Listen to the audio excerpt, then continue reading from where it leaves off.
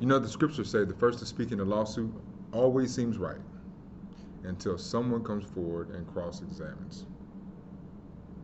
Good evening. Welcome to this edition of what I'm simply going to label the Deaf Ears Podcast.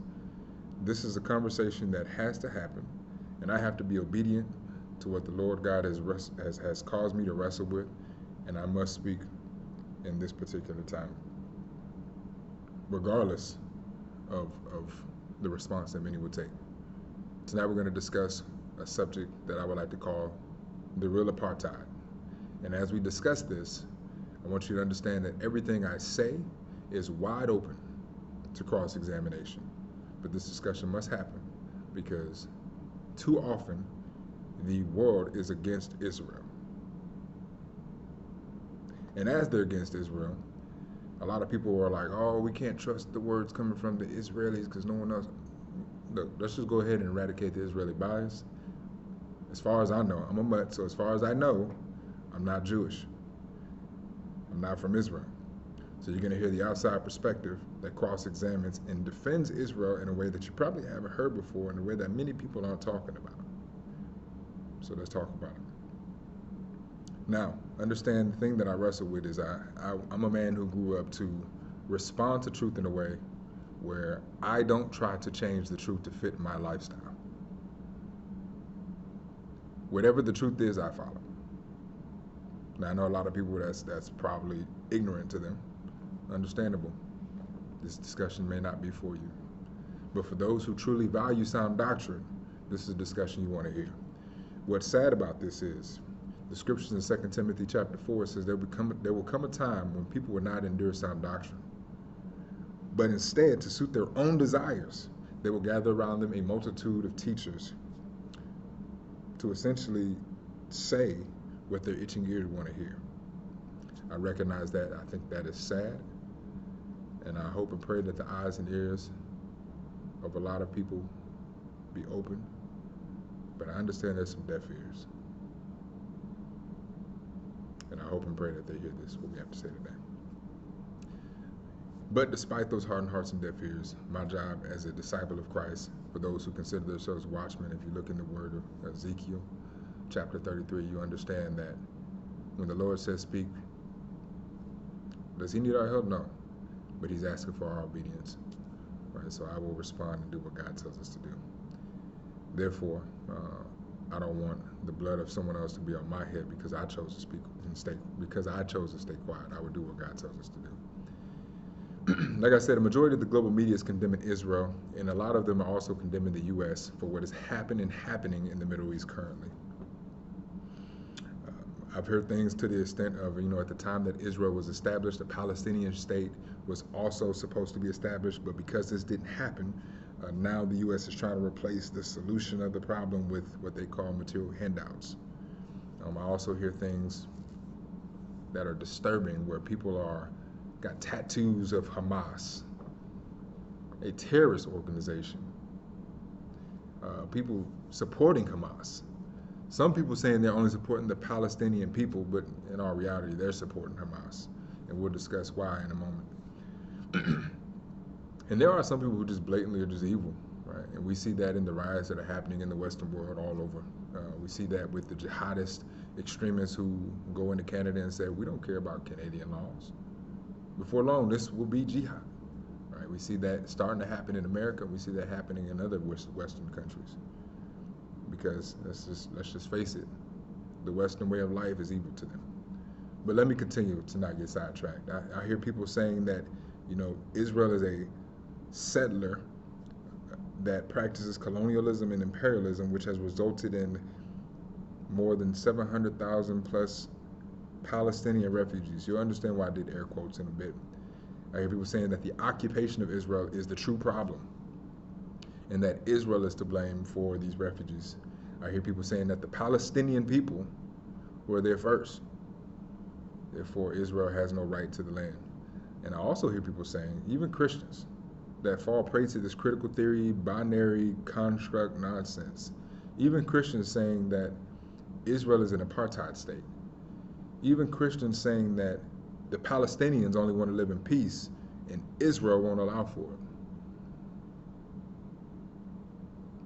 I must interject, because not only do you not know your word, you don't pay attention to what actually the evidence points to. Whether you are a believer and a follower of Christ or not, the evidence is clear, and we're going to talk about it. I'm going to ask many questions to spur some critical thought, because I think that's not happening enough. Right? You'll understand and see why there's a lot more indoctrination than there is education. But there's two main questions I'm going to address. The first being, is peace actually possible under the current leadership of the Palestinian people?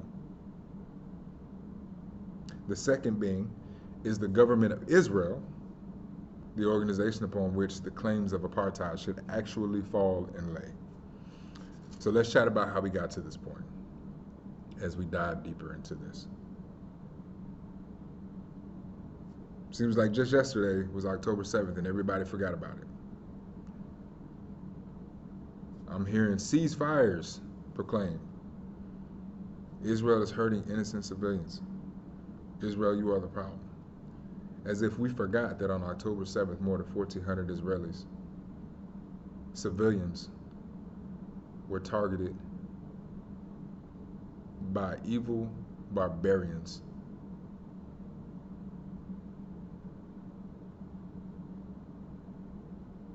When you have elderly women, men, and children, infants, being filled with bullet holes, who were living out their lives peaceably, infants being ripped from their mother's womb and beheaded, the atrocities that are committed when you have people running for safety in a bunker that was designed for aerial bombardment and grenades are being thrown in there, intentionally targeting civilians. For anyone who stands for that, anyone who agrees with that, anybody that supports that, you're evil just as much. For any of those sympathizers out there that hate what I'm saying because you stand for jihad in a way that isn't direct action but indirect, you deserve the exact same thing that those who practice jihad deserve. And if it falls upon your head, don't start crying. Did we forget, on top of that, that there's 241 innocent civilians right now that have been abducted and taken hostage? But we want ceasefire. Dudes who are slaughtering innocent lives, running and using innocent people as human shields while they have innocent people in their care, and we want to say ceasefire.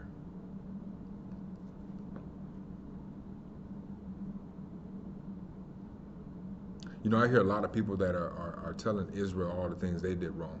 But even people that say they support Palestine, I'm going to tell you what would earn you a little bit more kudos when you talk about free Palestine. If you called out Hamas for what Hamas is, maybe more people will be prone to listen to your nonsense. But you're not going to sit here and say free Palestine and not call out the barbaric terrorists for what they've done, and then expect someone to hear you when you support jihad. There are people out there that support the innocent lives of some of the Palestinian people. We'll discuss that in a bit. For those, you're good to go. No one's arguing with you. It would be nice to make sure that the least extent of harm is done to innocent people. It would be a phenomenal thing to protect innocent life. But I have a hard truth that we have to see the world for what it is. When ruthless men come into a country and declare war by abducting, hurting innocent lives, and now war is declared, war is ugly. War is ugly. And the best thing we can do as a people to protect the innocent lives that are in the midst of gunfire, truthfully, is to tell these Hamas terrorists to surrender unconditionally and return the hostages. But we'll talk more about it. What's also sad to me is, anybody remember 2014 when Boko Haram came in, I want to say 276 Nigerian girls were kidnapped. I mean, there was a major campaign to get them back.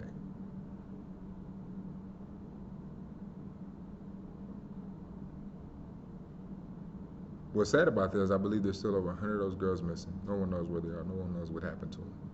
You can only assume. But the war was behind them. Everybody was fighting to get those hostages back. I hear more about how people are upset with Israel than the focus and the emphasis on, hey, let's protect innocent lives. I don't care what country you belong to. If you're innocent, you're innocent. No one deserves, as an innocent person trying to live a productive life in society, to be targeted. No one. But let's also be clear. The blame for the innocent lives that are in harm's way currently does not fall on Israel. But we'll talk about it. How did so many come to blame Israel for a war they did not provoke, while their citizens are still being held hostage? You know, if Hamas never targeted civilians, we wouldn't even be having this discussion. That's the reality of this situation. What if I told you that this war is not about establishing a Palestinian state? Nor is it truly about fighting to help the Palestinian people. I'm going to show you some evidence today that shows to you that the aim of those who strategize against the nation of Israel, they have one objective in mind, and that is the complete annihilation and eradication of Israel and the Jewish people. To them, the existence of Israel is illogical, and they are convinced and believe that they have no right to self-determination. But many people see Israel as a problem. So let's talk about it. Before I begin, here's an interesting fact, but it's also a sad fact. So everything I say, open to cross-examination. Wide open, check it out, do your research, come back to me, tell me what you want to tell me, DM me, whatever, we can talk about it. Anybody that's reading this or listening to this, reading the transcripts or listening to this, know what nation, do you know what nation was established as a new state in the same year as Israel?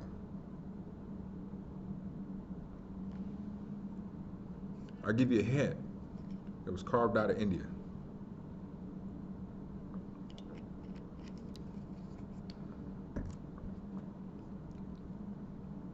It was the nation of Pakistan.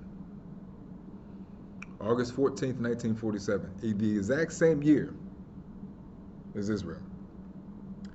Did you know when that happened? Well, first off, has anybody even heard about that? Because they should be hearing about Pakistan getting in the news right now. During that time, there were millions of Hindus that were forcibly expelled from the newly carved out Pakistan to accommodate the Muslims that wanted their own state, independent sovereign state. Was there such thing as the Pakistani people? No. Was there ever an ancient connection to the land of Pakistan? No. Unlike Israel, who literally, we can go back to the 13th century BC. But does anybody question Pakistan's right to exist as a nation state? Is there a disputed territory with Pakistan as a nation state? Does anybody dispute the American land currently as disputed territory when we went at it with the Brits? So why are we disputing the land of Israel? I know what you're gonna say, but I'm gonna tell you it's ignorance, but we'll explain it. Did you know currently right now that there is 1.7 million Afghan refugees in Pakistan that are being forcibly expelled? If you don't know what expelled means, it means being kicked out. Go back where you came from. We don't care that you under Taliban rule. You got to go. 1.7 million Afghan refugees in Pakistan being kicked out. How has the world responded to this?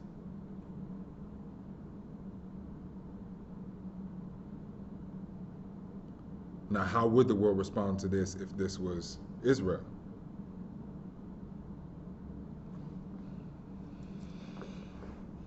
Why is the media silent? Let's get back to the topic at hand. Actually, let's talk a little bit about when the Jews were established. Do we know? Do you know in what land the Jews were established in the 13th century BC?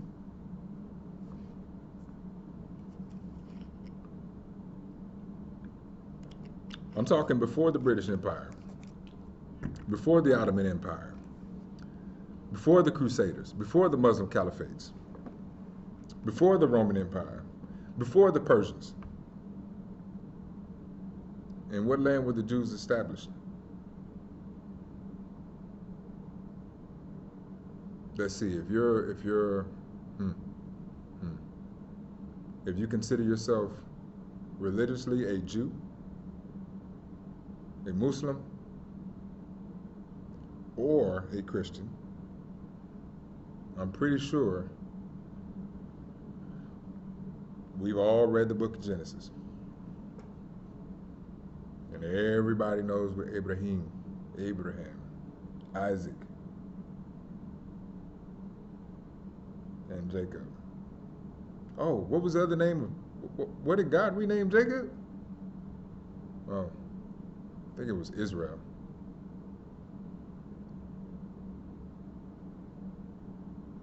Why are so many Jews? And I'm not, a lot of people try to say, try to add confusion to this. I have a brother who I love and respect dearly. We had a discussion the other day, and we talked about the differences between the Jewish religion, Judeo-religion, versus the Jew ethnicity alongside the Jewish, or I'm not going to say Jewish in this sense, alongside the Israeli citizenship. Okay. So I want to clear that up for definition's sake so no one is confused. There are many people who are Jews by religion. They subscribe to the Old Testament, the Old Covenant, in such a way that they try to follow all the things of the law. The Judeo worldview, religiously. Then there are those who live in the land with the people of Israel, and they are Jews ethnically. And by ethnically, what I mean is they come from the bloodline of Abraham, Isaac, and Jacob. Then there are those, did you know that there were Arab Muslims that actually have Israeli citizenship? Did you know that? So then there are those who aren't Jews ethnically, don't subscribe to the Jewish religion, but they are citizens of Israel.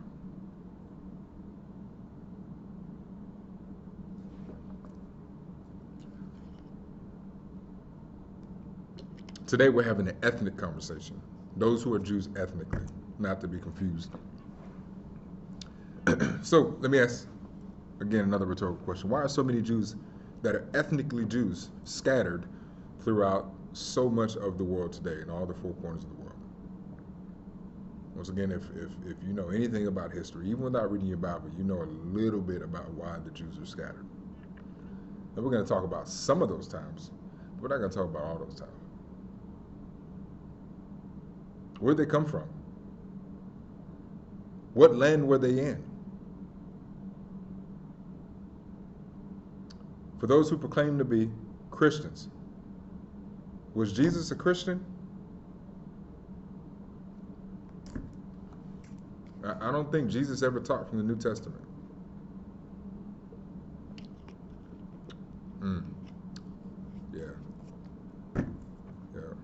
He was rejected by his own people. Who were his people? They were Jews. It was the Jews that rejected him. Right. For such a time as this. Why do I ask those questions? I ask those questions because there is an ancient connection where the Jews have been expelled from their homeland for 2,000 years. So for anyone that can say that the Palestinians were there first, can we really argue in the defense that the Palestinians were there first? Palestinians?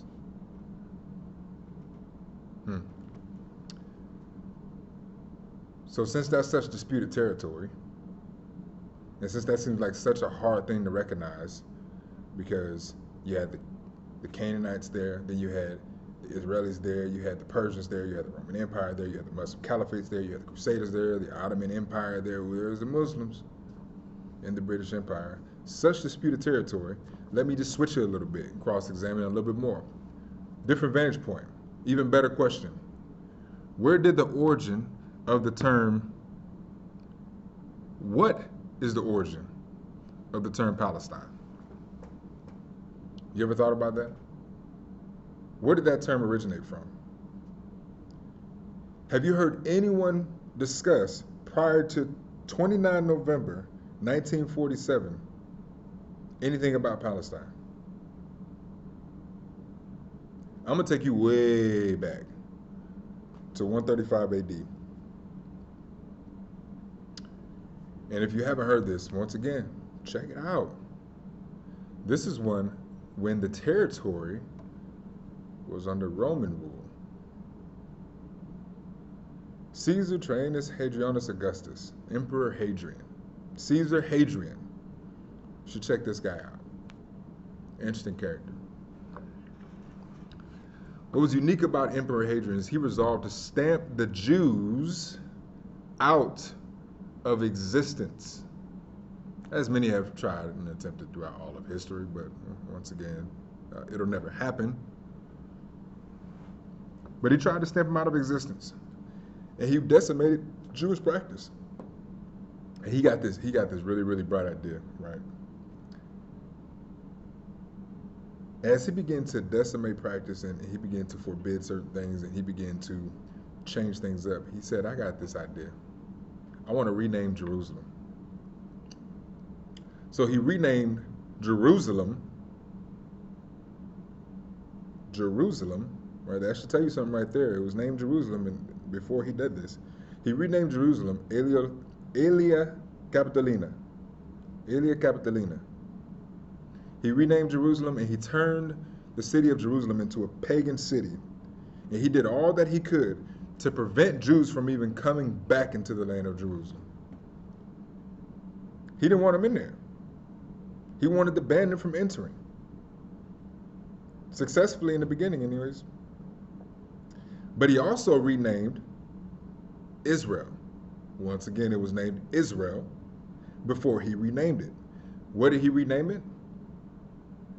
Syria Palestina.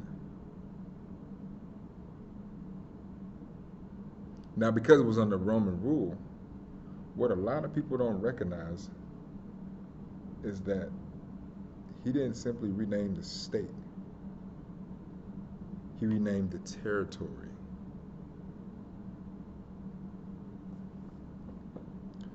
But as we get into that, why did he pick Syria Palestina? Because he said, hey, I got this idea. What was Israel's fiercest enemy? Oh, it was the Philistines.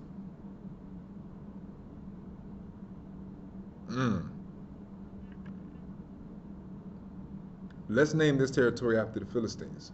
Now, you can press pause on this for a minute.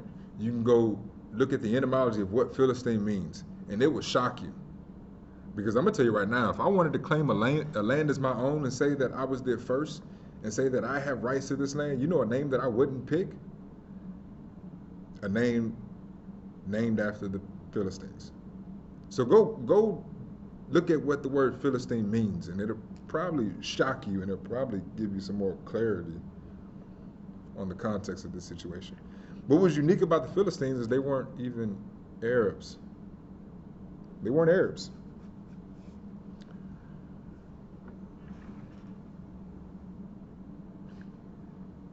Emperor Hadrian decided to forcibly expel and scatter the Jews throughout all the Roman Empire. Right? He wanted to make them all over the place. He wanted to stamp it out of existence in any way possible. That was his focus. And what a lot of people don't realize is Palestine has never been recognized as a nation state ethnically.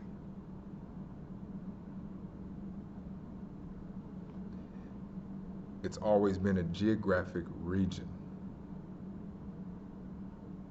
A region that included the Jewish people ethnically. This is why you have, when you look at the maps, Palestine isn't subscribed simply to Israel. It's Israel, it's the Golan Heights, Syria, Lebanon, Jordan, a little bit of Egypt. It was a geographic region. I say that to say that the word Palestine in the geographic context has never defined an ethnicity of a people. But let me prove that to you. I don't want to just say it. Let me prove it to you. Go look at what the Palestinian Regiment was built of back in World War II. 1942. Who comprised, what was the makeup of the Palestinian Regiment? And what you will see, I mean, you can go back into 1920, 1930. What you will see is there was Jews fighting alongside Arabs in the Palestinian Regiment. Not to mention that a majority of the Palestinian Regiment was Jews compared to Arabs. But if that's not enough evidence for you, check this out. Zuhair Muhsin, he's the military commander of the PLO and the executive council member. In March 1977, he did an interview with the Dutch newspaper Trouw. Listen to what he says about Palestine. He says there are no differences. Hey, just Google this too if you want to take a few of the words, transcribe it in Google, check it out, go watch the interview, whatever you may have. He says there are no differences between Jordanians, Palestinians, Syrians, and Lebanese. We are all part of one nation. Now, when he said this, I would tell you he's talking about the Arab nation. Right? Let's bring back the Ottoman Empire. If you think that's not the goal, I want to check it out. Let me continue. He says it is only for political reasons that we carefully underwrite our Palestinian identity. It is only for political reasons. Yes, the existence of a separate Palestinian identity serves only tactical purposes. The founding of a Palestinian state is a new tool in the continuing battle against Israel.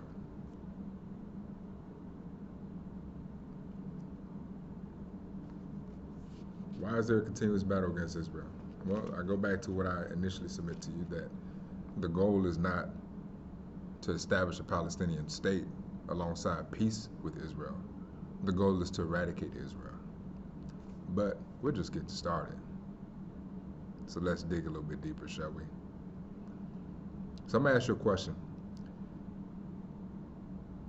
How would you respond if all your neighbors in your, let's just say you live in a nice little, suburb community, gated community may have you, if every single neighbor in your community not only wanted to annihilate you, but they codified their desire to annihilate you? How would you respond? They all want you gone. And they're okay with practicing deceit and lying to your face. Would you trust to be okay with the two-state solution? Oh man, you just tripping, man. That ain't really what it is. They want peace. They want peace. You just giving this rhetoric. You just spitting out what Israel wants you to spit out. You just, you lying to us, man. Okay. Let's see what they say. Let's go to the Palestinian National Charter.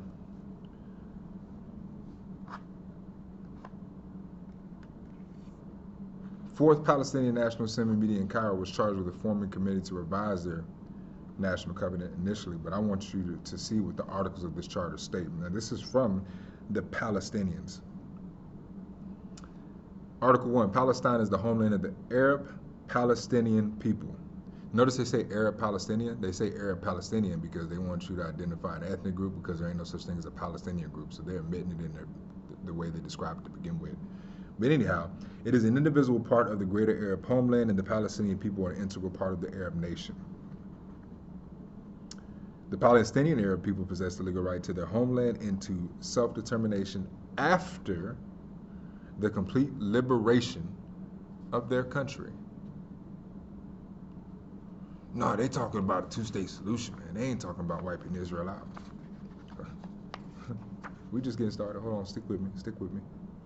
Let's go to Article 9. And I'm not going to read you all this because I ain't got time for that. You can go read it yourself. Article 9, armed struggle is the only way to liberate Palestine. Now, notice I'm not talking on the behalf of Gaza right now. I'm not talking solely on the behalf of the West Bank, is what some people know it as, but I'm going to say Judea and Samaria. I'm talking on the behalf of all the Palestinian people, because that's what the PLO represents. Not one, not West Bank over Gaza, not Gaza over West Bank, but all of them. This is the leadership stance. Armed struggle is the only way to liberate Palestine. This is the overall strategy, not merely a tactical phase. The Palestinian Arab people assert their absolute determination and firm resolution to continue their armed struggle and to work for an armed popular revolution for the liberation of their country and their return to it. Article 15. The liberation of Palestine from an Arab viewpoint is a national duty, and it attempts to repel the Zionist and imperialist aggression against the Arab homeland and aims at the elimination of Zionism in Palestine. Stay with me, stay with me, stay with me. Article 19. No, let's just go to Article 20. These jokers say in Article 20 that Judaism, being a religion, is not an independent nationality. I'd agree with you, but we're not talking about the religion, we're talking about the ethnicity. But they don't want you to see that. They say, nor do Jews constitute a single nation with an identity of their own. They claim that they are citizens. They say they are citizens of the states to which they belong. Where do they belong?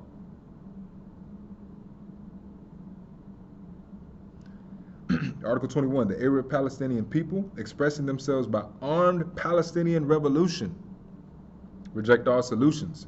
Reject all solutions, which are substitutes for the total liberation of Palestine, and reject all proposals aimed at the liquidation of the Palestinian cause or at its internationalization. Article 25, we're getting crunchy. For the realization of the goals of this charter and its principles, the Palestinian Liberation Organization will perform its role in the liberation of Palestine. So some people would say, hey, this is saying that, the Palestinians, they just want a state of their own. They'll live in peace if you establish a state, right? That's the rebuttal I'm hearing so much. Now let me go back to Article 7 before we get even juicier with this. So we're backtracking just slightly. Article 7 says it is a national duty to bring up individual Palestinians in an Arab revolutionary manner.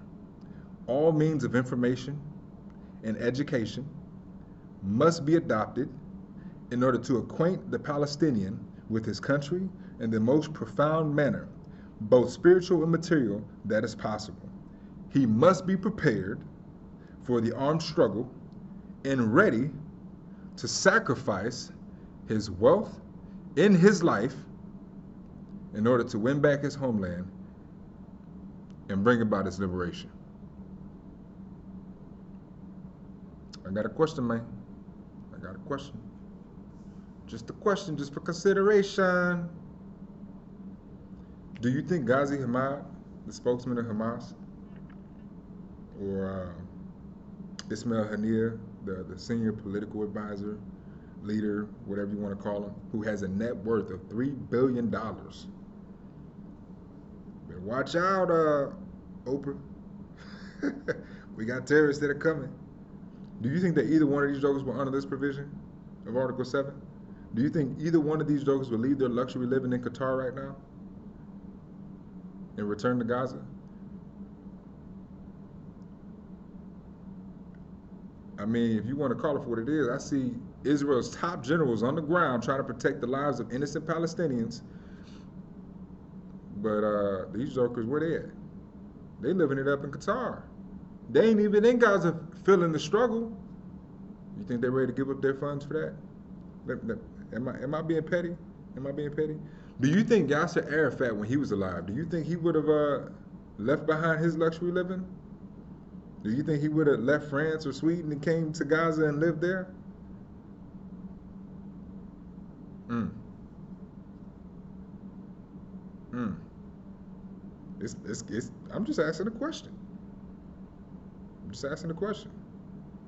I know if I'm gonna fight for a leader, I want that leader on the ground with me. I mean, the reason why people respect George Washington is because he was on the ground fighting. But these jokers got kids fighting while they out here living the luxury life. But let us continue. Let us continue. Let us continue. Notice how I talk about this national duty in Article 7, right? All means of information and education must be adopted. I want to hit something real quick about a Palestinian textbook. 2003, there was a textbook produced by the Palestinian Authority Ministry of Education, and it's titled Islamic Culture. This is what they're teaching their 11th grade students. Stick with me now. The role of the state in Islam. You go to page 98. The state's task is to strengthen the ties between the people and their creator, to defend the religion, and to protect it from innovators and doubters, to prepare the nation for jihad, and to defend the country from its enemies. Now, if you don't know what jihad is, you go to page 208. It tells you jihad, for those who really don't yet understand what jihad is the Islamic term that equates to the term war in other nations. But when they look at jihad, they look at it as a noble goal and lofty aim carried out for the sake of Allah and for His glory. Whereas when they look at other countries' wars, they look at all wars mainly waged because of wickedness, aggression, love of domination, expanding influence, looting properties, murder, and the fulfillment of ambitions and desires, such as the war that the Western countries waged to exploit Islamic countries for imperialistic purposes, to control their Muslim citizens and to rob their resources and riches. It's funny to me when I see the words looting properties, murder, and fulfillment of ambitions and desires. Weren't you jokers just looting properties, hurting innocent civilians, murdering them, and raping young women, hostages that you were like, oh no, take her back. She's meant for rape. This is what they're teaching the kids. Now, there's a video I did. You have to check out the YouTube, the fight for education. If someone is teaching your child to think critically, creatively, systems thinking in time, ethically, and they're not putting them in a box and they're asking them open-ended questions, maybe you can consider yourself having a good education because they're teaching them how to think. When someone is teaching you what to think, that's not an education, that's indoctrination. Let us continue.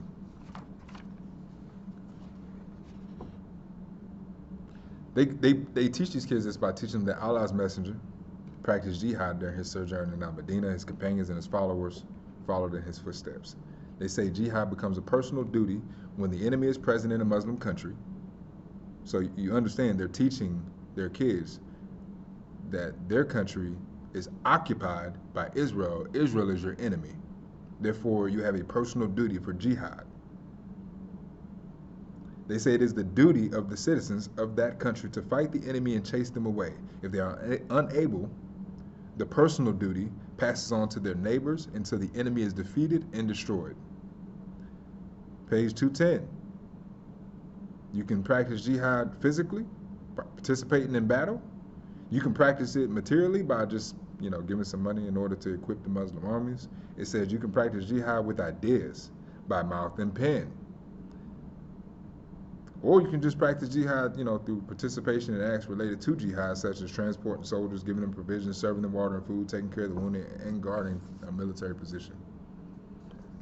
That's crazy, right? They are literally teaching them jihad. Let me continue. Page 214. After realizing victory, he who wages jihad returns to his family higher aspiring with his head high up, thanking Allah for his grace. If he is blessed with shahada, martyrdom, and honor, his soul returns to its creator to live a different life, connect with content with rewards and honor bestowed upon him, a life of grace thanks to Allah. These dudes are indoctrinating kids to practice jihad and telling them this critical theory binary nonsense that you have an oppressor who's oppressed you. The enemy is them, it is not your leadership, and you need to fight with all you can, sacrifice your own wealth, sacrifice your own life while we live in luxury, and it's only going to work out. It's going to work out because either your family's going to accept you and say good job, or you're going to die, you're going to get a bunch of good living. That's what they teaching kids. That's what they teaching kids. Listen to how they not only indoctrinate, but they fight dissent, where you can't ignore jihad. Page 304, the risk of ignoring jihad. Enemies, the first thing that can happen if you ignore jihad, enemies can occupy Muslim lands, their resources are plundered, their blood is spilled, their honor tarnished, and as a result, they live a life of disgrace, oppression, losing the great reward that Allah promised those who wage jihad in shahada.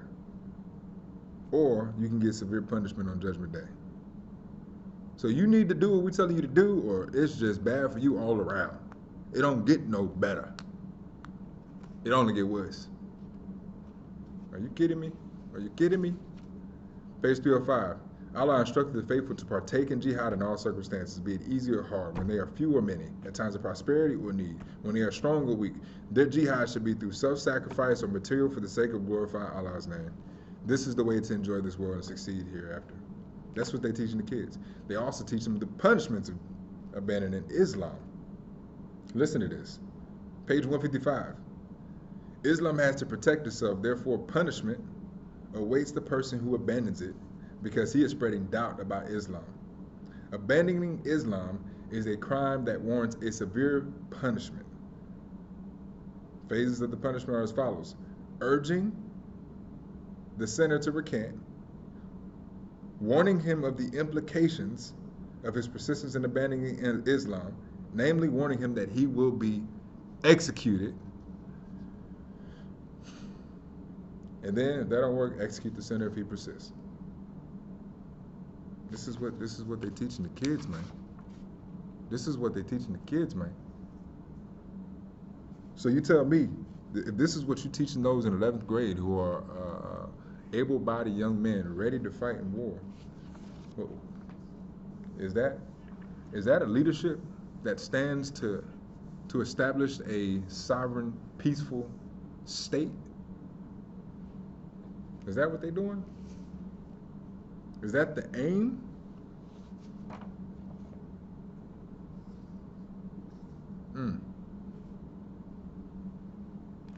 You know what's unique about the national chart I read you? Right? A lot of people would rebut that entire chart and say, hey, you know, they fighting to have Gaza and Judea Samaria back. They want the West Bank, they want Gaza. It's a two-state solution they fighting for. And if you give them that, there'll be peace. That's what they fighting for. That's what the rebuttal is. So I got to ask you the question.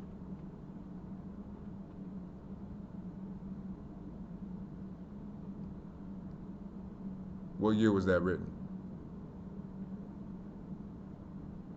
And then I got to ask you, in what year did Israel gain the territories of the Golden Heights, the West Bank, and Gaza? Six-Day War happened in 1967. And prior to 1967, Egypt had Gaza. The Jordanians had the West Bank. Syria had the Golden Heights. That was written in 1964. So what are they trying to liberate? They want to annihilate. So I say that because that's the Palestinian the Palestinian Liberation Organization. They stand for all Palestinians. Now, Hamas is a different story. That's what we're dealing with specifically. So I want to just real quick chat about the Hamas covenant. For anyone who says that Hamas isn't a terrorist organization and Hamas shouldn't be wiped out, I would say you are a fool. Hamas covenant 1988, Article 8. Allah is its target, the Prophet is its model, the Quran is its constitution, jihad is its path, and death for the sake of Allah is the loftiest of its wishes. Article 13. Peaceful solutions, initiatives, and international conferences.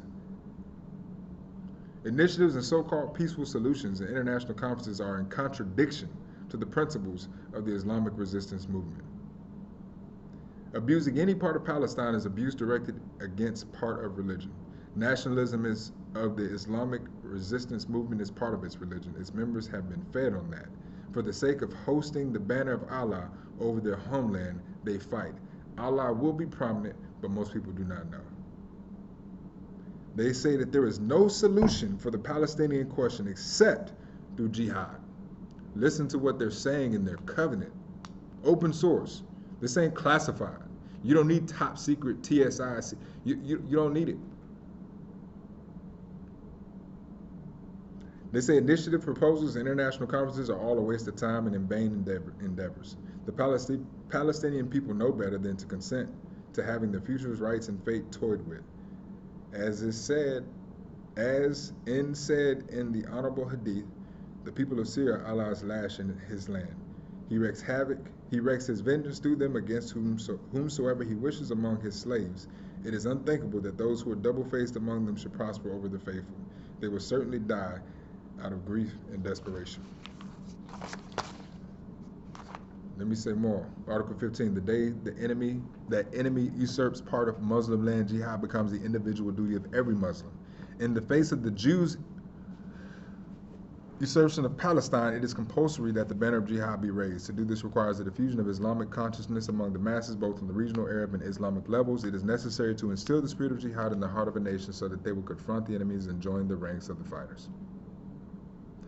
It is necessary that scientists, educators, teachers, information, and media people, as well as the educated masses, especially the youth and sheiks of the Islamic movements, should take part in the operation of awakening the masses. It is important that basic changes be made to the school curriculum to cleanse it of the traces of ideological invasion that affected it as a result of the Orientalists and missionaries who infiltrated the region following the defeat of the Crusaders at the hands of Salah ad-Din. They say the Palestinian problem is a religious problem. It ain't a land-free problem. It ain't a sovereign state problem. What do they say is the role of the Muslim woman? This is important because when you think about these charters and these constitutions of those who are leading that country, this is the ideology that is spread amongst the people and taught in the schools. So be not mistaken to try to see the world as we want to see it. See it for what it is. I say this because there are many people who would say all the Palestinian people, all the civilians are innocent. And I would submit to you that the innocent Palestinians are being slaughtered by their own people. And the number, percentage-wise, of innocent Palestinians is far fewer than we want to admit. The role of the Muslim woman, Article 17. The Muslim woman has a role no less important than that of the Muslim man. What? In the battle of liberation. She is the maker of man. Her role in guiding and educating the new generations is great. The enemies have realized the importance of her role. They consider it that if they are able to direct her and bring her up the way they wish, far from Islam, they would have won the battle. That is why you find them giving these attempts constant attention through information campaigns, films, and the school curriculum, using for the purpose of their lackeys who are infiltrated through Zionist organizations under various names and shapes, such as Freemasons, Rotary clubs, espionage groups, and others, which are all nothing more than cells of subversion and saboteurs.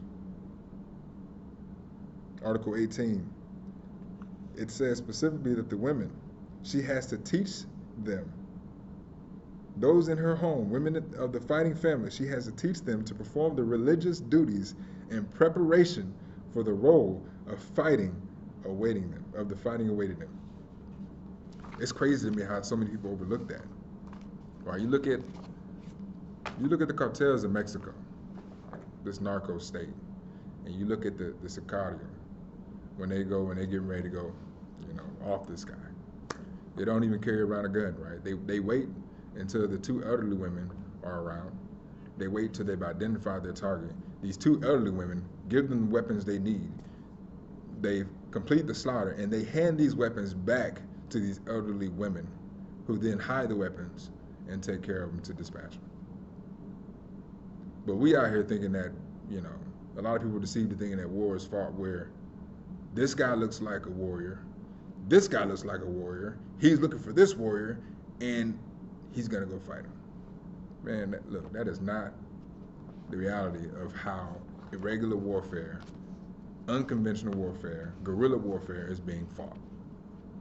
They are using men, women, and children to do things that many Americans aren't even prone to understanding and have even been exposed to yet.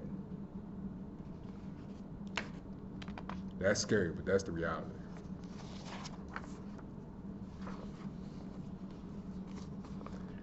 Article 20. This is what they say about the Jews.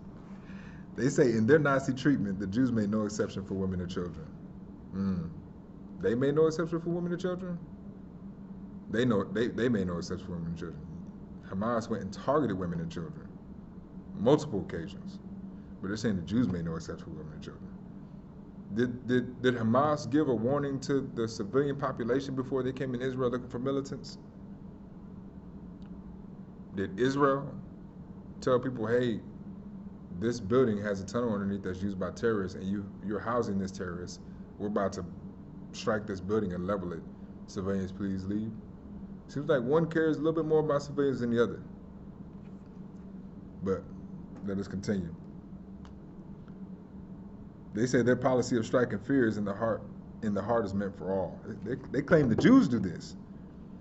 Deportation from the homeland is a kind of murder. They say, hey, these jokers deported us from our homeland, and this is as equal as murder. They deserve to die. Say the Jews attack people from where their breadwinning is concerned, extorting their money and threatening their honor. That's the nonsense I'm hearing. You want to know why that's the nonsense you're hearing with no evidence of it? Is because that's the crap they're being spewed. Show me the evidence for it. Show me the evidence for it. And don't just show me some one-sided evidence of a 10-second clip of a baby that was used as a human shield by their own people, and then try to blame the Jews for it. This is crazy. Article 22. Listen to what it says about the Jews. It says, they were behind World War I when they were able to destroy the Islamic Caliphate, making financial gains and control of resources. They obtained the Balfour Declaration, formed the League of Nations through which they could rule the world. They were behind World War II. 6 million Jews slaughtered, but hey, y'all are behind it. Through which they made huge financial gains by trading in armaments and paved the way for the establishment of their state.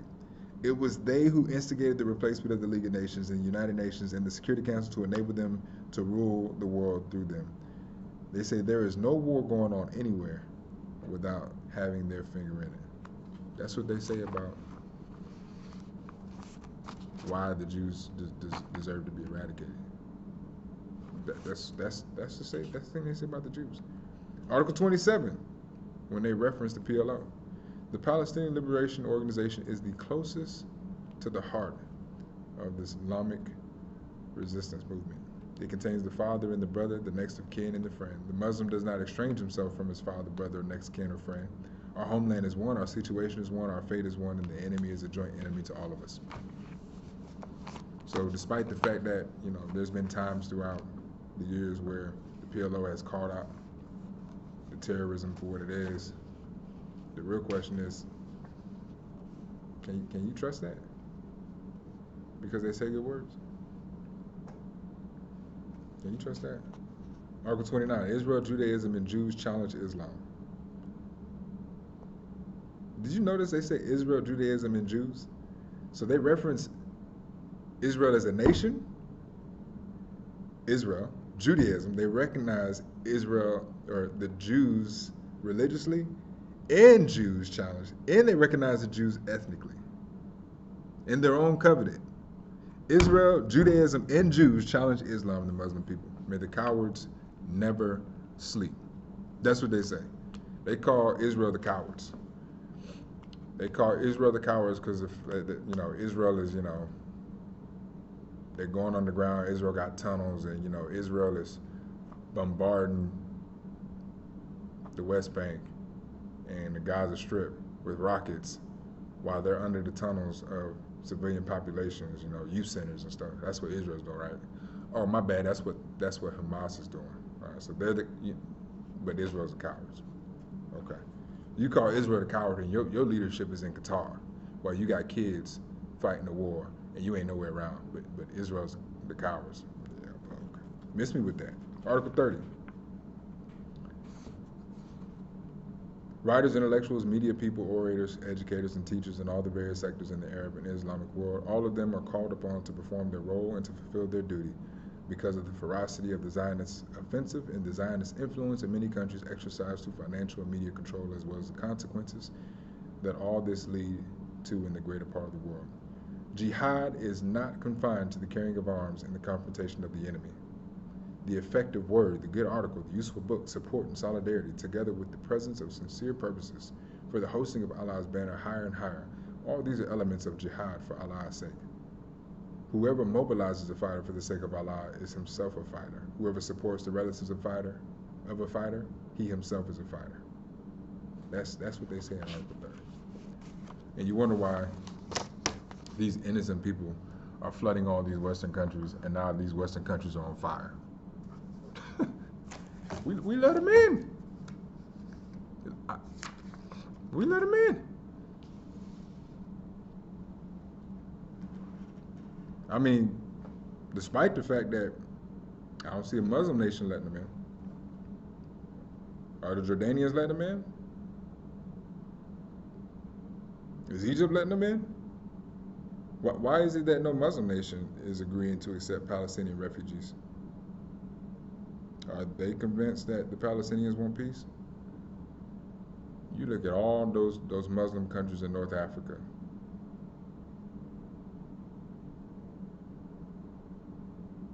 Why aren't they accepting refugees? You look at the Arab world. Why aren't they accepting refugees from the Palestinians? You want to know who is vocally trying to support right now, or claim they're supporting? When you got Russia and Iran claiming to be on your side, that should tell you something right there. But I mean, let's just ignore the fact that they say death to Israel, death to America, right? Let's just act like that didn't happen. I heard some fools ask Iran, what did you mean by death to America? And they said, oh, we meant death to Donald J. Trump. We love the American people. Are we? But we gonna play boo with the fool. Oh, okay. Need I say more? Man, I wish I could say this was all, but man, we still got so much more to go. Right? You can pause this and take a break. Do what you got to do. But hey, this is some information I'm gonna put in one video. So we kind of already highlighted the fact that does it really seem like they want peace? I would submit to you based off of their own charters, off of their own mouth, off of what they wrote, off of their own intent and their desired end state, and their plan of action to get to that end state through their education, through their family, understanding the family dynamic. Do they really want peace? Do they really want to be considered a sovereign state? Do they really care about the two-state solution? I would submit to you based off of their own words that they don't. But some people think, that evidence is trash, so let us just continue on a little bit more. Kind of talk about all the times that peace has been attempted. Did you know that in multiple occasions, Israel has fought for peace to normalize relations in the Arab world? and they have on multiple occasions attempted to work with the Palestinian Liberation Organization in an attempt to have peace. Research this in many ways you want. The Khartoum Summit of 1967, the Madrid Conference of 1991, the Oslo Accord 1993, 1995, right? The Camp David Summit of 2000, the Taiwan Summit of 2001, the Arab League Peace Plan of 2002. Did you know that in 2005, under Prime Minister Ariel Sharon, that there were 8,500 Israelis that lived in Gaza, and on the 15th of August, Israel came in and said, you gotta go. And they forcibly expelled the Jews who were living in Gaza to try to honor the Oslo Accord and the Camp David Summit to find a way to peace. The Prime Minister said it's time for them to go.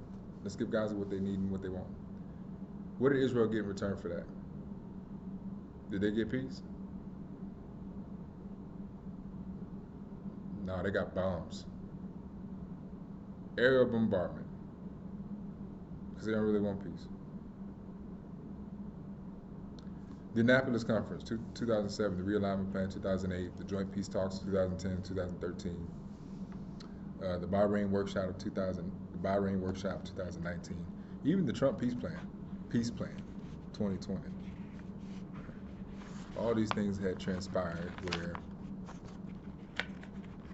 Israel wanted peace, but they didn't get it. Why didn't they get it? Because the Palestinian Liberation Organization didn't want to come to the table and talk peace.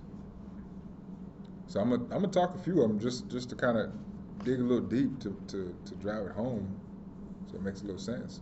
We'll talk a few of them. Camp David Summit, 2000, right? July 11th to July 24th, 2000. At the time, you had a retreat in Camp David, Maryland, where President Bill Clinton was with Prime Minister Ehud Barak and Yasser Arafat, who was the chairman of the Palestinian Authority. Barak wanted to make peace. Clinton wanted to make peace. But every time a proposal was brought to the table, Yasser Arafat rejected it. And he didn't raise a single idea himself. This had Clinton lit. So what does Clinton say? He said, hey, a summit's purpose is to have discussions that are based on sincere intentions. And you, the Palestinians, did not come to this summit with sincere intentions. Then he got up and left the room. They didn't care. The Palestinians didn't care. They didn't want peace. Arafat, the only contribution he made, I mean, they admitted this is more of a religious thing. The only contribution he made, he tried to say that, man, look, there's never been a Jewish temple that ever existed. I don't know what La La Land he was living in. He said there's never been a Jewish temple that ever existed on the Temple Mount. All he wanted to do was tear down the Jewish faith, right? Because at the end of the day, all he cares about is eradicating it. Abu Mazen, he was one of the lead Palestinian negotiators. He even said it before the summit. He said the Palestinians made clear to the Americans that the Palestinian side is unable to make some concessions on anything. We'll come to the summit, but just don't think we're going to agree to anything. So, they had to do another round of talks in December 19th through 23rd. On December 23rd, Bill Clinton, he came and he presented the parameters of the final agreement. And listen to this agreement, and you tell me what you would have done if you really wanted peace. And you're the Palestinian Authority chairman. This is the plan. It says the Palestinians would have been given 97% of the West Bank with no cantons and full control of the Gaza Strip. With a land link between the two, Israel would have withdrawn from 63 settlements as a result. In exchange for 3% annexation of the West Bank, Israel would increase the size of the Gaza territory by roughly a third.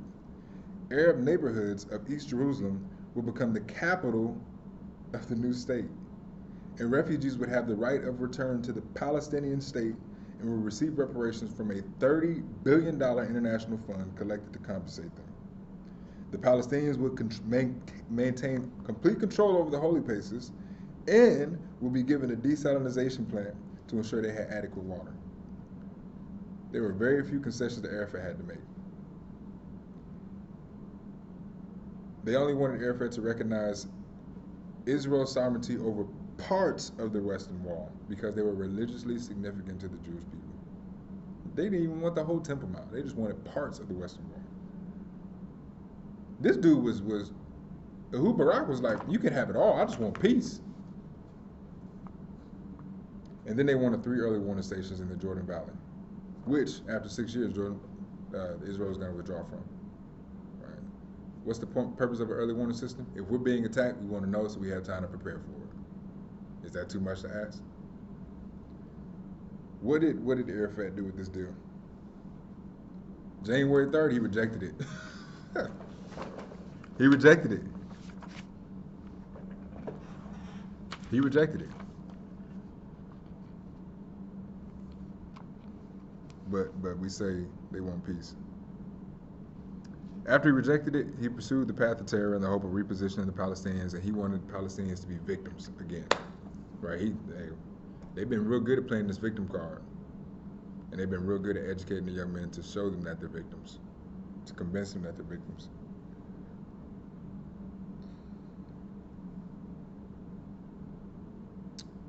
Prime Minister was replaced by Ariel Sharon, and at that point in time, because the Palestinians decided to go back to their, when I say Palestinians, in this point I'm talking about their leadership, decided to go back to their terrorism streak with the terrorism intensifying, negotiations were put on hold, and Ariel Sharon had to take care of business. What was unique about this whole encounter, 3 days before Bill Clinton's term ended, Yasser Arafat called him and said he was a great man, and Bill Clinton said, the hell I am. I am a colossal failure, and you made me one. Bill was fighting for peace, right? Bill Clinton, hey, you did a phenomenal job striking the peace deal with the Jordanians. They wanted peace. Peace happened. Israel has peace with Egypt. Right? Killed it there. But you telling me that the Palestinians, the PLO, they want peace? Are you kidding me, man?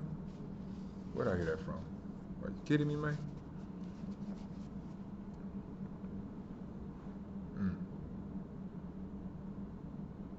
That's just the Camp David summit. I want to also talk about the Arab Peace Plan.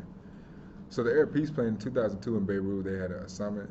There was an Arab Peace Plan that was getting ready to launch, and they were going to publish it on the 28th of March 2002, which pretty much Israel was right on page with, to normalize relations with Israel, and in doing so, Israel would accept an independent Palestinian state with East Jerusalem as its capital, and there would be peace with Israel as long as there was a just solution of the Palestinian refugee problem to be agreed upon in accordance with the UN Assembly Resolution of 194.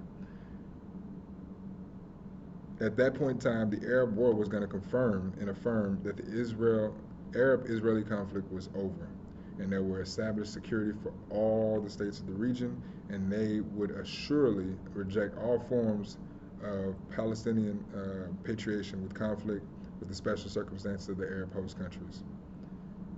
This Arab peace plan was going to stop the shedding of all blood and enable the Arab countries and Israel to live in peace and provide security, stability, and prosperity for all the generations. But what happened one day prior to that peace plan? You ever heard of the Passover massacre? It's always Israel's fault, right? 27 March 2002, during the Passover. Sit there. There was a man named Abdel Basset Odeh. disguised as a woman, who approached the Park Hotel in Netanya carrying a suitcase.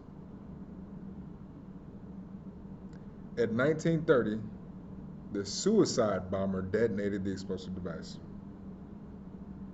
You had Holocaust survivors in here. Most of the victims were over 70. And in this encounter with a suicide bomber, there were 30 civilians killed and 140 injured. The day before the Arab peace plan is published.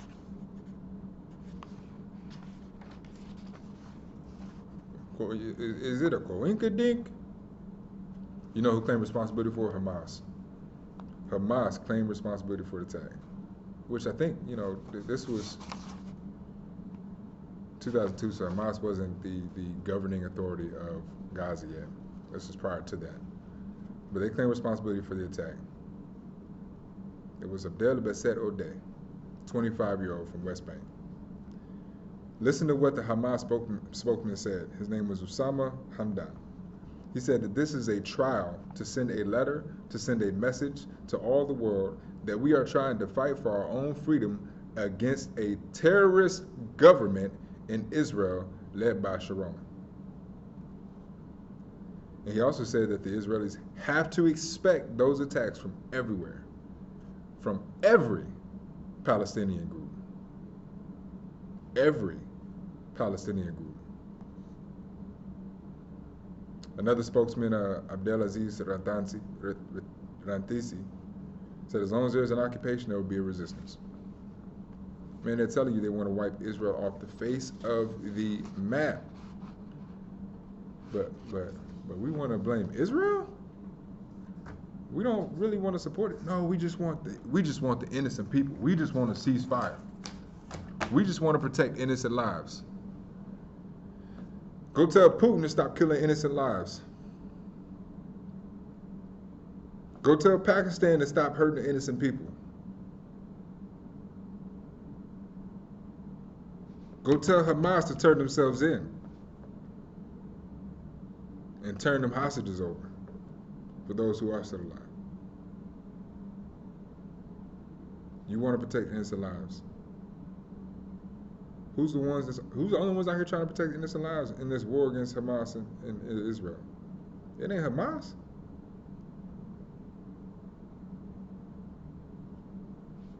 Let us continue. In that month alone, there was more than 135 Israelis, mostly civilians, killed in terror attacks. And that was the reason why Israel launched Operation Defensive Shield in the West Bank, which took place from 29 March to 10 May. Now, why do I bring this particular point up? I bring this particular point up because I got to ask you a question. When we look at the Palestinian people, how many of them are innocent? How many of them are innocent? Am I saying that all Palestinian, and I keep doing these air quotes, because remember, Palestine is not an ethnic group. But I'll prove that here in a minute. I think I already proved it, but I'll just add to it in a minute. But when October 7th took place, if you pay attention to the videos, and they were parading around innocent bodies that were slaughtered, slain, beaten in the back of trucks. They were parading them. And there were masses of Palestinian people celebrating. But you want me to say all of them are innocent?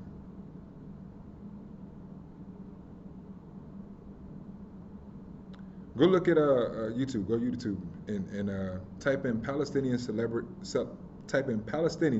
celebrating 9/11, and look how the Palestinian people reacted to the terror attacks of 9/11. It's getting juicy. Let's call it for what it is. You want to talk about innocent lives? Let's talk about the kids that are being misused, abused, mistreated, indoctrinated, and taught this foolishness. You want to talk about innocent lives? Let's talk about the innocent Palestinians that when the IDF said, hey, go south, Hamas didn't allow them to.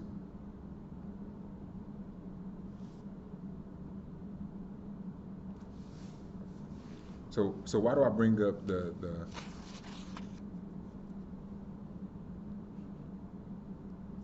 Passover massacre? You know, in 2003 there was a soccer tournament, and the Palestinian Authority sponsored this tournament, and the tournament was called Tukar Shahid's Memorial Soccer Championship Tournament of the Shahid Abd al-Baset Odeh, the suicide bomber from the Passover massacre. The bomber was described, raised up on a pedestal as a Shahid, a martyr for the cause, because he practiced jihad. They call Israel the terrorists. When the Palestinian people were polled on whether or not they would approve naming this soccer tournament in the honor of Abd al-Baset Odeh, 71% of the Palestinians approved. 71%. So I submit to you. You wonder why people aren't accepting the Palestinians in their countries? Because the Western world wants to see the world for what it isn't. The Arab world sees the world for what it is. They're very practical, and they understand the reality that there are a lot more people than we can understand that support jihad, that have the wrong interests in mind and heart, because they were brought up and indoctrinated in such a way that they are ideologically driven, which is one of the strongest motivations to combat. And they will prefer the security and safety of their citizens than to play the card like they're some great savior. And that's where the Western world is messing up. Does that mean I'm saying that we shouldn't help the Palestinian people? What I submit to you is the best way to help the Palestinian people that truly are innocent is to eradicate Hamas and deal with the root problem of the cause, the root cause of the problem. Because the reality of it is, eradicating Hamas don't really stop the ideology. But that's a discussion for another day. Let us continue. Where we at on time?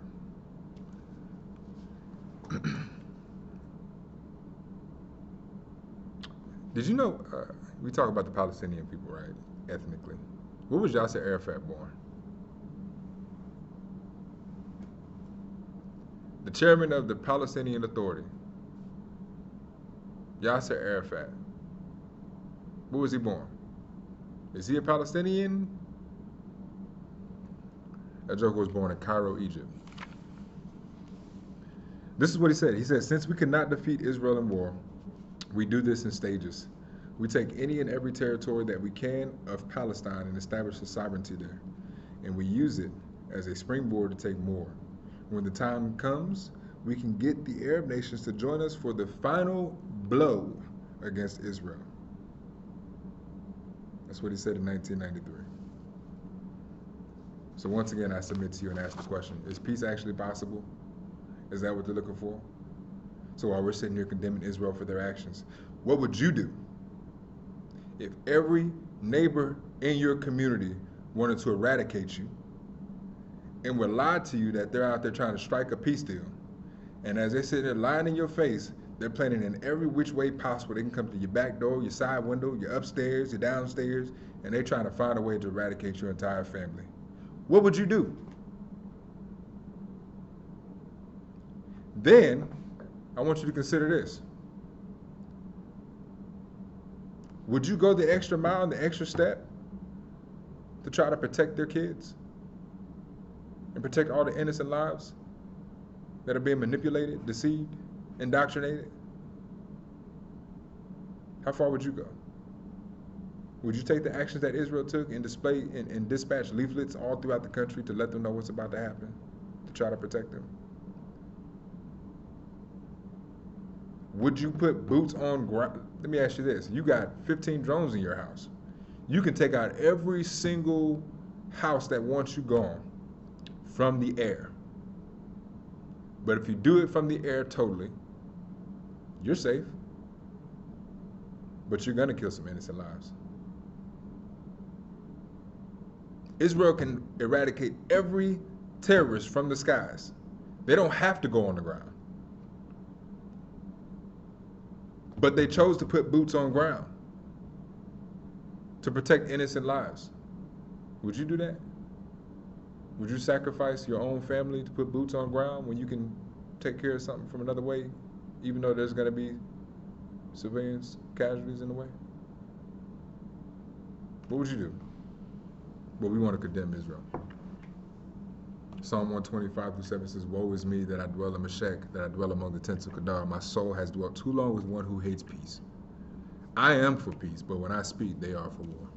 That's what Israel is dealing with right now, regardless of what people want to say about it. So how would you handle this situation, compounded with the reality that the world despises you? So that answers the first question. Is peace possible? Let's call it for what it really is. These jokers don't want peace. They want Israel annihilated. Now I want to switch gears and I want to talk apartheid. This one won't take as long as peace because some of it we already discussed. I just want to hit it a little deeper. For those who don't know what apartheid is, right, I want you to think about Mississippi back in the 50s and 60s. I want you to think about South Africa. Let's talk South Africa. Anybody's ever visited South Africa, right? You have the Muslim territories, Muslim countries in the north. You have a lot of the Christian territories in the south. But in South Africa, the minority population is a white population. And what is apartheid? Apartheid is when you truly legalize racism, institutionalize racism, is the best way to say it. So you look at South Africa where multiple centers of commerce were reserved for the white minority and discrimination was legal for employment opportunities, right? Housing was dictated by your race. If you're white, you get the nice housing, right? If you're colored, you get this medium stuff. But if you black, so we say Israel is an apartheid state. You know, when I was looking at purchasing a house in Hawaii, if I'm not mistaken, and y'all tried to see if there's an equitable scale of purchasing a home in Hawaii, I'm pretty sure there's some preferred treatment to the natives of Hawaii. I'm not saying it should be. Hawaii's kind of crappy in some extent. I mean, but it absolutely legalizes that discrimination from a housing standpoint. Is it right? Is it wrong? I don't know. I think the situation is a little bit more complicated in their case. But let's call it for what it is. They get preferred treatment as a native to Hawaii. What else does apartheid do? Social stratification, right? So you had the social status that white citizens, man, you up here. Indians, coloreds, black Africans.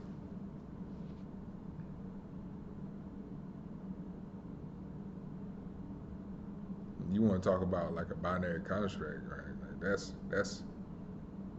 that was South Africa. Nelson Mandela, thank you. Right, he's the one that battled apartheid. So if you don't know about Nelson Mandela, you need to go ahead and do some research, do some study. That'll teach you about what true apartheid is. Some of that sounds like 1945 Mississippi. I can say that. So, is apartheid really taking place from the side of Israel? Let's see. Let's talk about it. Did you know that out of the 10 million citizens that are in Israel, 1/5 of Israelis are not Jews? 20% of Israel is not Jews. If apartheid was practiced by Israel, would Arab Muslims be able to hold office in Israel's parliament? Would Arab Muslims that were citizens of Israel be allowed to vote? Would it be a true democracy where they have an opportunity to impact the changes? Would there be able to be dissent? Better yet, why is it that Arab Muslims are allowed to live and operate in Israel, but Israelis aren't allowed in Gaza? So, you're asking some controversial questions. You don't have all the facts. You don't have all the circumstances. Okay, we'll get there. Once again, wide open to cross-examination. If I'm wrong, I'm wrong. But we're going to call it for what it is, because ain't nobody else talking about it. Would Judge Khalid Kabab, Arab Muslim, would he be allowed in an apartheid state to hold a seat in Israel's Supreme Court? If they truly practice apartheid. Do the people claiming apartheid, do they know what apartheid is? Why does Israel allow Palestinians to enter Israel or permit them to purchase land, but if you tried to get the approval from President Mahmoud Abbas, do you think he would hold a desire to permit a single Israeli to live in a Palestinian territory? Can an Israeli freely travel to Gaza? Can an Israeli freely travel in Gaza? If Israel didn't care about innocent civilians, why would they place Israeli soldiers on the ground in Gaza when they could just wipe out Hamas from the air without losing a single soldier? If the IDF practiced apartheid, why would they warn residents to evacuate buildings used by terrorists before they level them? Where do Israelis protect themselves when they face rocket bombardment? I'm going to answer that question. They go in their bunkers.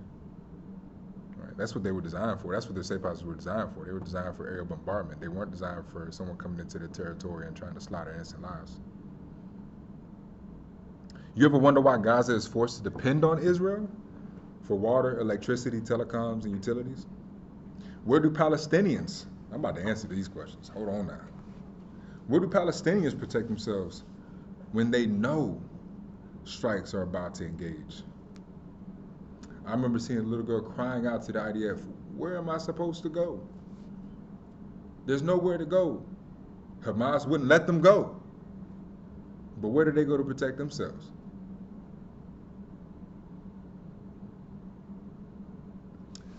Listen to this. Musa Abu Marzak was asked, since you have built 500 kilometers of tunnels, why haven't you built bomb shelters where civilians can hide during bombardment? This is for Gaza now. Listen to his response. We have built the tunnels because we have no other way of protecting ourselves from being targeted and killed. Everybody knows that 75% of the people in the Gaza Strip are refugees. And it is the responsibility of the United Nations to protect them.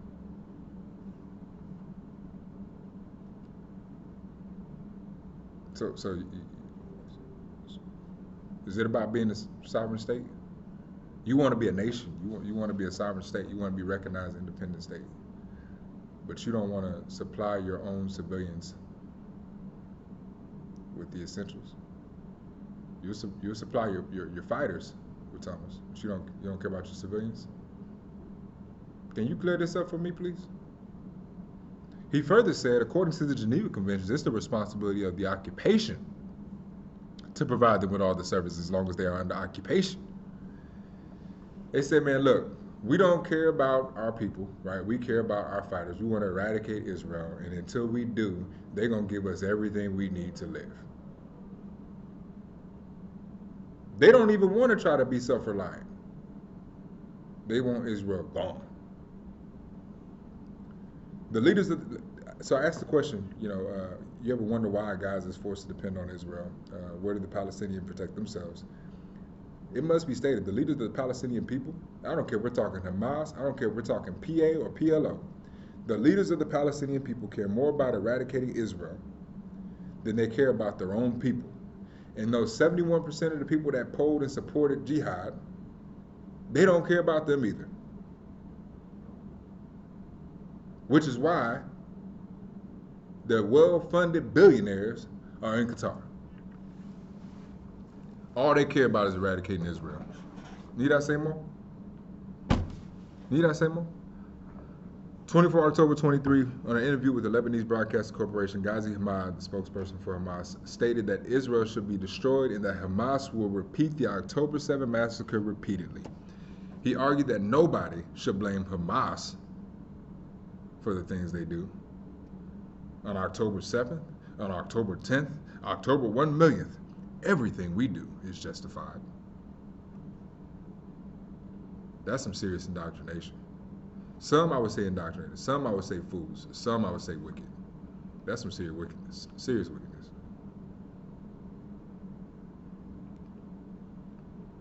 So does Hamas or the PLO truly support or care for the Palestinian people? And we over here trying to broker a deal with the PLO.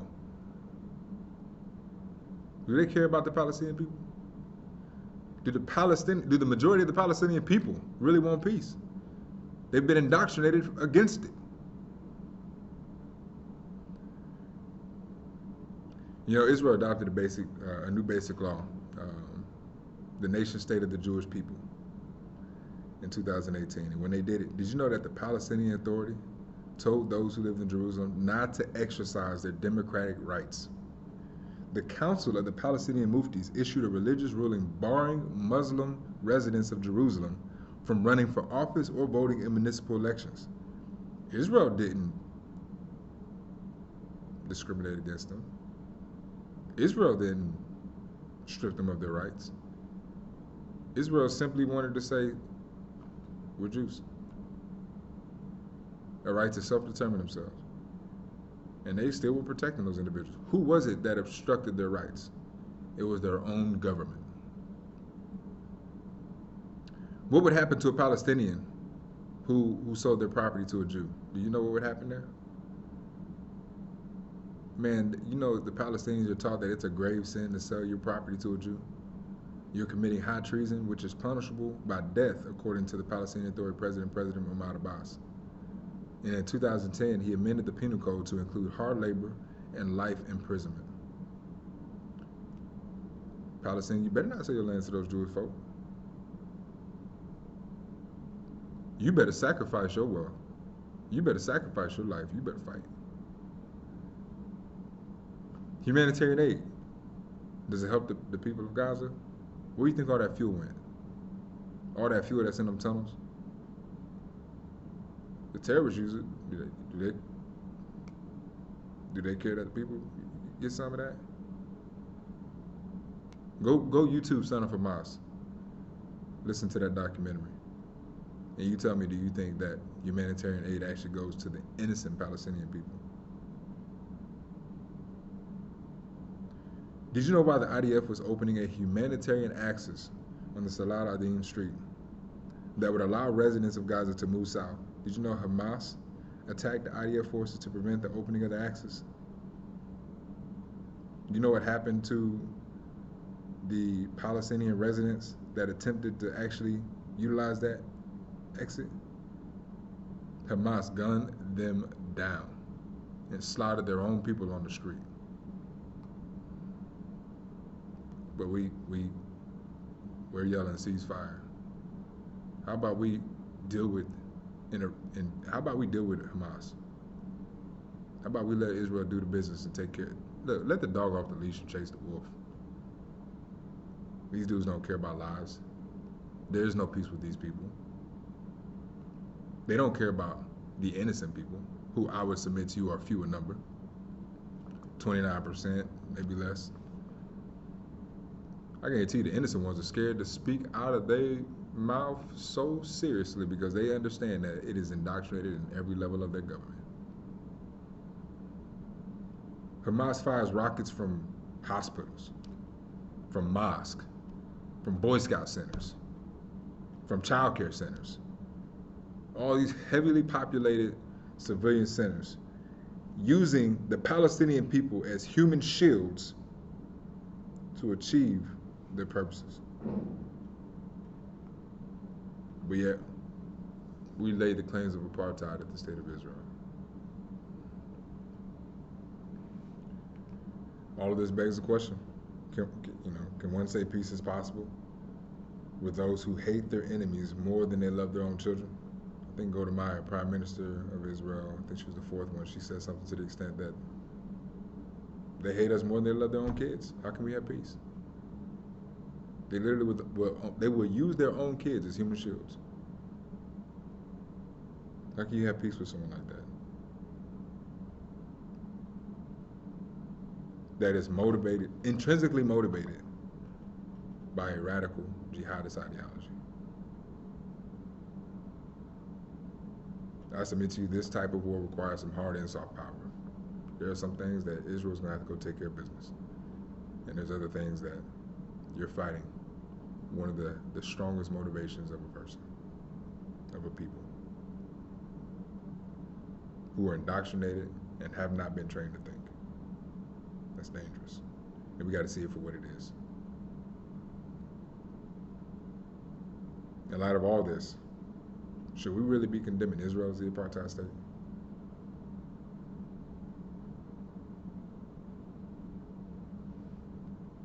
Now, some would ask me why I address this issue. Some would submit to me that maybe I'm outside my lane, or maybe I'm stressing over the wrong things. And if I could sleep well at night and God didn't burn this fire, I would love to just leave it be. But the reality of it is, those who look to eradicate Israel, they've been doing so for a long time. A long time. And for those of you who enjoy your way of life in America, you better wake up. Because these radical jihadists have infiltrated every level of government in multiple countries, and they are vocal about eradicating Western ideology. They are vocal about eradicating the Jew. And they are driven ideologically. They want to change your way of life. They want to strike fear in your heart, mind, and soul. For all those people out here that say they support Hamas, these jokers don't care about you. So for those of you that say you support Hamas, you're stupid.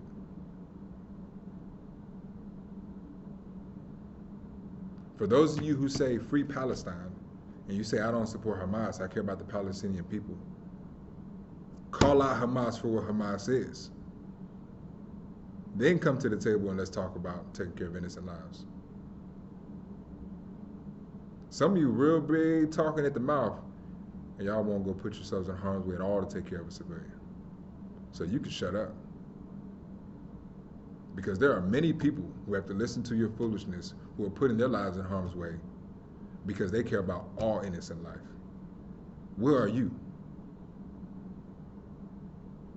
And when these atrocities hit your doorstep, how will you respond? Who are you going to call? When you are your own best self-defense, because no one else is able to come to your rescue. Are you ready to deal with the worst day of your life? And do you really want to find out then and there that, man, I was on the wrong side of this one? It's sad when you see those who, they supported Hamas. And they lived in Israel. Hamas came in Israel, and those women that supported Hamas, you think Hamas cared? They got taken hostage too. So you better wake up. You better wake up for what it is. Now, am I concerned about the way things are going? Am I saddened by them? Yes. Am I concerned? Like I tell you, this stuff is already foretold. What's going to happen is bound to happen. But for those who consider and call themselves Christians, and you sit here and you want to condemn Hamas, or you want to condemn Israel, you need to wake up. And you need to read your word. You need to go back to Romans 11. And you need to recognize that God said, I am not through with my people. You need to see the Jews for who they are. We need to pray for peace. And we need not play the part of the fool.